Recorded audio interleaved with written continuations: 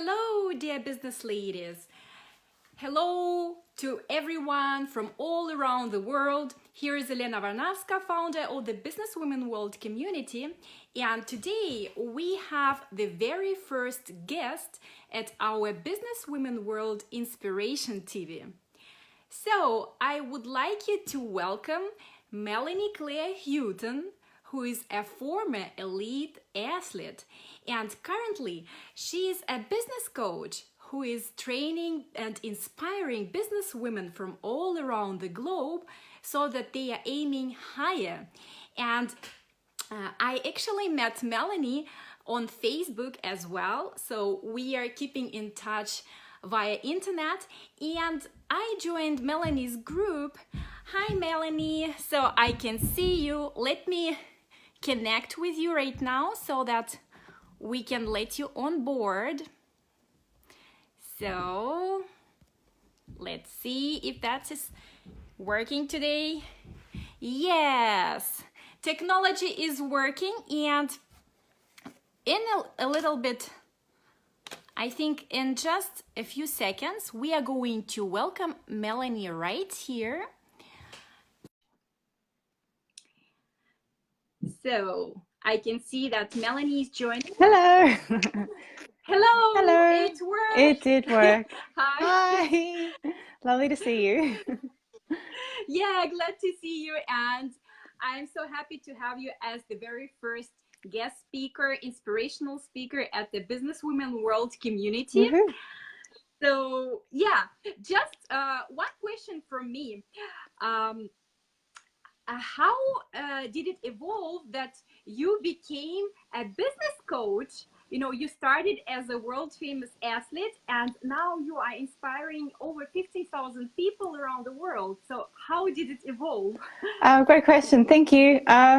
Yes. So I began life as an elite athlete in Australia. I was ranked top 10 in the world by the time I was 16 years old, and went on to win 3 world championship medals as a part of Australian relay teams. And I was, while I was doing that, I was also starting my career as a personal trainer. And so I was full-time as a personal trainer by the time I was 19 years old. So it was one of the ways I was funding my swimming career is with my personal training. And then I was sort of beyond the scope of this call is why my swimming career ended early, but that's definitely, I do talk a lot about that in my work. So people are welcome, it's in video, so they're welcome to see that.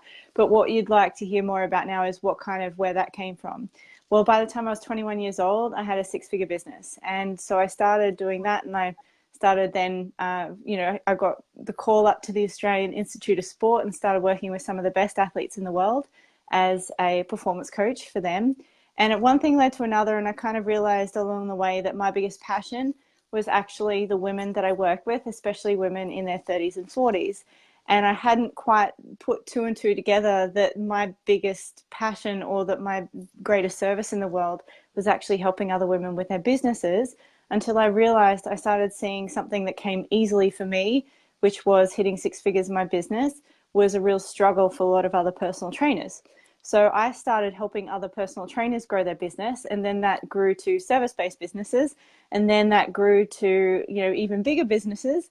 And then I found a real sweet spot and niche with spiritual women entrepreneurs to help them start, run, and grow their own business. So it kind of was a very organic growth process, and it started from me doing something that came naturally to me in personal training, which was the business side of things. Didn't quite come so naturally to others, and so it was a great way that I could be of service. There's a brilliant quote by Barbara Stanny. She's the author of one of my favorite books called Sacred Success. And she said, "Greatness will call you where your deep gladness and the world's deep need meet." So yeah. Oh, so well said. Yeah. Yeah. So that's how I got into it.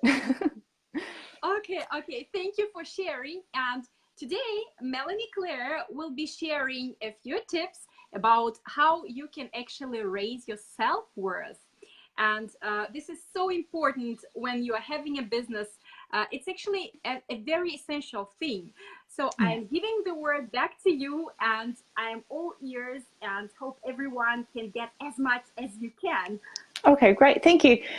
Yes, so from doing that, I was sort of full-time in my business, helping others start, run, and grow their own successful business by 2012. And I started seeing a very common theme with a lot of women, and it was this one. At some stage during our coaching, whether it was before they got the business off the ground, whether it was when they started getting the business, when it was they hit to 6 figures, we'd bump up against a self-worth issue. So I saw it in every single one of my women. So I knew that this is really a key essential piece that we need to, as women, address for us to succeed and succeed sustainably in our businesses. So one of the things about self-worth is it's very much related to our feelings, and the areas of our lives that are most governed by it are intimate relationships and finances. And so if you're running your own business, then you need to deal with your finances. So Yes. what I'm going to share is I've got about 7 different ways consciously that we talk about in one of my signature programs, the Fab Mastermind. I'm going to give you the 3 most bang for your buck things as well. We also do a lot of work about raising what I call your self-worth set point sustainably unconsciously, so you don't have to remember to do it. There's some stuff we can do there too. But the best way to start today, and I like to give pieces and try not to give too much at once so you don't get overwhelmed, but just sort of give really simple strategies that you can actually start to do today to move the needle and start making progress. So that's what I'm going to share with you. These are all ways to have a look at. The first one is probably counterintuitive, but it's super important for women. Women in our essence is all about feeling. Women, when we're too much in our head, we're disconnected from who we are as women. And I don't know about you, but I grew up in an environment where we got told that in the 80s, when I was growing up, we could do anything men could do. The problem was we weren't taught that we could do it as a woman and still be successful, right? So they've created a lot of women in my generation and probably the generation before where we thought we had to be like a man in order to be successful, harden ups, and it's not true. It's absolutely not true. And so I've had to learn this myself, is actually that it's okay to be a woman and embrace everything that comes with that and still run a highly profitable and successful business. So one of the key things, the first step is really about to raise your self-worth sustainably, is to give yourself permission to be how you really feel and let that be okay. Emotions, because self-worth is so intimately connected with how we feel.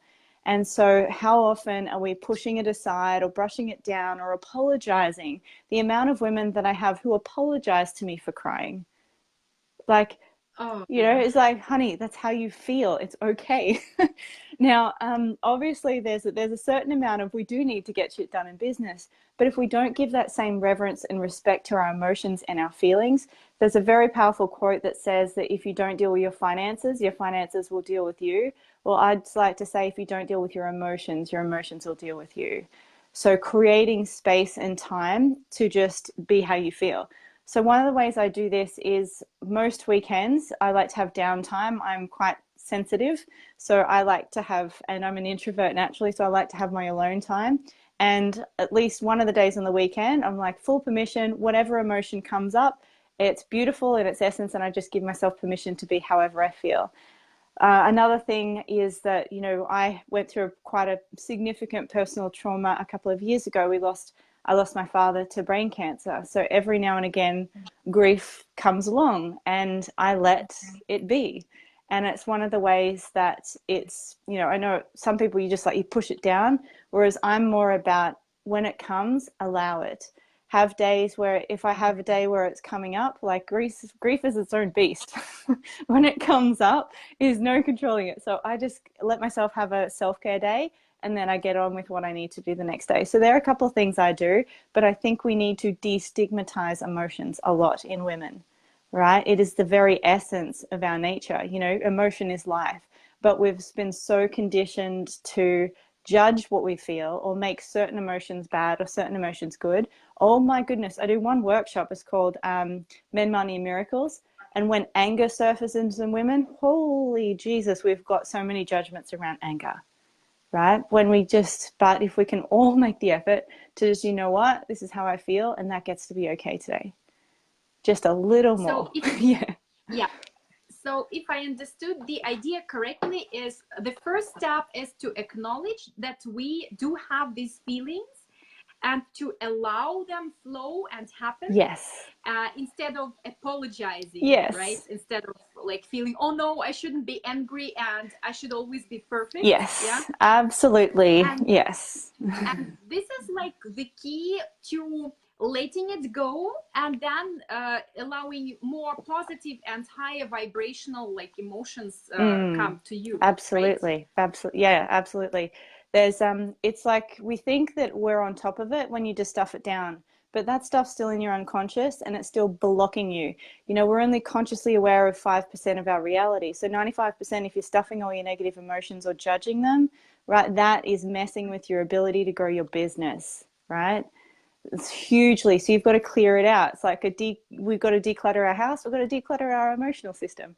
So absolutely. One of the things I will say is there are a lot of people say, well, Mel, some people are in a corporate career. I can't just break down in a meeting and cry. And I said, I understand that. What you can do, and I'll share that strategy 3 is one that helps there, but go 5 minutes, excuse yourself to the bathroom, sit for 5 minutes and breathe and then come back. Just take 5 minutes, or do it on the weekends. That's one thing that I do. Just one day a week, just say, I have full permission to be however I feel. So start it outside the career. If you feel like it's not exactly going to be socially acceptable for you to break down in a meeting, that's okay. We start outside of that environment. Pick your battles. So that's the first one. Yes, we're ready for number 2. Just a second, a quick comment. Yeah. I started dealing with emotions over a year ago, and this is the book by Esther and Abraham Hicks. They do amazing work. Yeah. And it's the astonishing power of emotions. So I can relate to what you are saying, and I understand that it's all about, allowing and letting it go. Yes, absolutely. And the less you judge it, the easier it is. It'll just pass through, right? Emotion in motion. Emotion, let it pass. It's like passing weather. Do we judge a rainy day because it's rainy and then the next day is sunny? We're going to experience rainy days and sunny days, and we just need to treat our emotions like that, passing weather. Yes, they don't need to derail your progress unless you stuff them down, and it creates a pressure cooker, and then you can't help but deal with your emotions. So if you deal with them proactively, you're less likely to have, and what happens is when you don't, and it creates a pressure cooker, often people get handed what I call like divine storm, where the universe is like, I don't know what else to get your attention about this issue you're not facing, so I'm going to hand you a bunch of shit so that you have to actually deal with it. Excuse my language. But so this is why we got... That's very clever. Yeah. Well, she's one thing I do say is the universe doesn't beat around the bush. She doesn't hide, she doesn't placate or sugarcoat it. She'll let you know when you're off path. So one of the ways we do this is just, proactively giving yourself permission to be how you feel. Okay, thank you. Yes. So I'm very excited to hear the second point. Second point, number 2. Number 2 is to give yourself permission to want what you really want. So how often do we as women downplay what we want and say, we are the queens of rationalizing and justifying away what we really want and getting by with the bare minimum or giving to everyone else. But then only giving to ourselves if there's a little bit left at the end or at the bottom of the jar, right? And when we do this to ourselves, we're living on fumes when we're meant to live on abundance.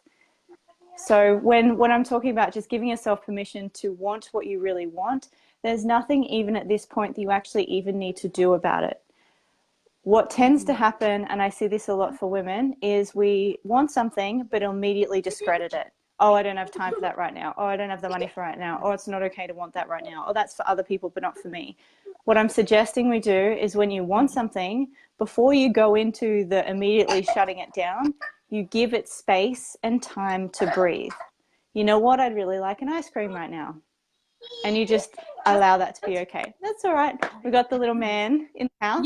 Yeah. So now it's business women in real life, because my son got infected and no babysitter would come over. It's all good. So this is just like, actually, it's also one of the things to share with business women along with the emotional side is that it's life, now I could freak out, but it's just life, you know, and I let it go. And Yeah, yeah. absolutely. I've had women breastfeeding on my coaching calls with them. Like this, Oh, yeah. wow. You know, and I think there was a US senator or something that brought her newborn baby into parliament. Like, we need to destigmatize that as well. It's life. And us women have plenty of things to occupy our attention. So we need to learn to roll with those rather than make them wrong. So absolutely. Giving yourself permission to want what you really want, that gets to be okay. And all you need to do is give it time and space to breathe. You know what? I'd really like to be making 10 grand a month more than I'm making right now. And Okay. you let that be, right? Yes. Without the immediate shut it down, make it wrong, which is we women are notorious for, right? We're like, oh, you know, I'd love to have that, but oh, I can't afford it. Or I'd love to do that, but no, I don't have the time. Like immediate that, do you know what I mean? That immediate shutting it down before you give it space for it to be okay to want it. Make sense? Yeah, it makes perfect sense. Thank you. I think a lot of people can relate with us, and especially women, because women tend to really let our own wishes and desires like behind Yeah. all the child needs, community needs. Yeah. So this is just our nature, and it's very important for every woman, especially in business, to learn to just let things be and to let yourself be first sometimes, you know? Yes, absolutely. Because you don't realize every time, excuse me, that you say, oh, I can't, or no, you're actually crushing your own self-worth when you do that. So if we're talking about Yes. raising self-worth, we've got to let go of the things that are crushing self-worth. So denying yourself what you really want is one of those things. So you don't even need to know how it's possible. You don't even need to do anything about it. You just need to give it permission for it to be and exist and have that be okay, and know that it's okay to want things. Yeah, so that's number 2. It's okay to want Okay, whatever thank you you. want. Yeah. So number 3, this is, if I can teach people anything, this would be it. Make self-honoring choices. Number 3, make self-honoring choices. Make choices that honor you and others. Whereas we don't need to be, there is no need to be a martyr in the 21st century. Self-sacrifice is not required for success. It's actually the opposite direction. So we can honor ourselves and honor others and honor our children and honor our business responsibilities. We don't have to choose one or the other. We get to decide that it gets to be a this and, not an either or decision. And that is a mindset shift that is really powerful when you make it. Whereas instead of going, I can do this or I can do this, you say, well, how can I do this and? Or how can I take my kid to school and also make that extra 10 grand a month that I want to be making, whatever the thing is that you want to do, right?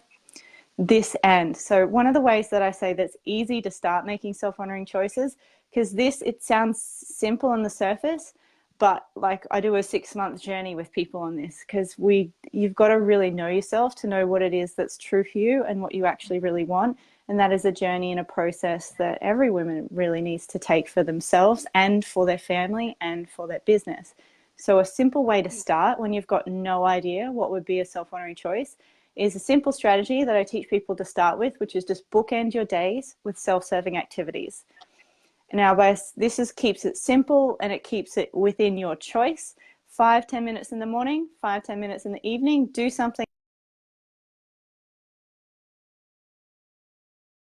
Do that as they meditate, or you can have a nice relaxing bath, or you can go for a walk, whatever brings your focus and attention back into your body, because we're so used to being outside and on everyone else's agenda and honoring everyone else's needs and neglecting ourselves. So it's just 5 minutes before you start your day, 5 minutes at the end, just bring your attention and focus inwards. So one way I teach people, head on heart, and you just breathe, and I want you to bring your focus and attention down into your body and feel the natural rhythm of the breath. 5 minutes, just bringing your focus and attention back in on you.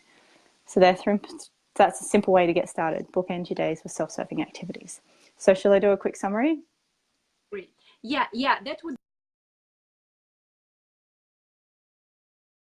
is trying to reach me out.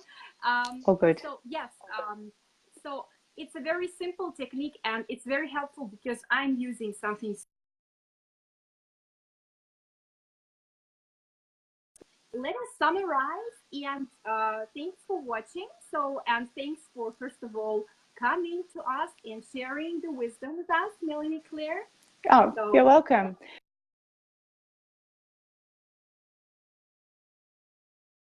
To give yourself permission to want what you really want. You don't even need to do anything about it. You just need to give it space and time to be okay. Number 3, start where you sacrifice you for others, self-worth goes down. So we counteract that by putting yourself at the center point of the choices that you make. And it doesn't need to be an either or choice. It gets to be a this and. Simple way to start, bookend your days with self-serving activities. I like simple things. People something that being an elite athlete taught me, and you handling 80% of the equation of being successful. Thanks a lot, Melanie Claire. So I think everyone can also rewatch this video because I'm leaving all inspirational of them. And thank you so much for sharing your wisdom. I think a lot of women will have a shift after hearing all these tips. If they do it, yes. You got to do it. Yeah. Okay. To connect with me further, we're doing a free live 10-day series over in my free High Vibe Collective online space. There should be a link around this video to join us. There's a video on there so you can see what's involved. But if you'd like to connect with us further, that's probably the easiest way to continue and get some more or go further. Yeah, thank you so much. And I'm going to place the link straight after we are finished with the live video. All of you, a great day, and see you in a little while. Okay, bye-bye. Thank you for having me.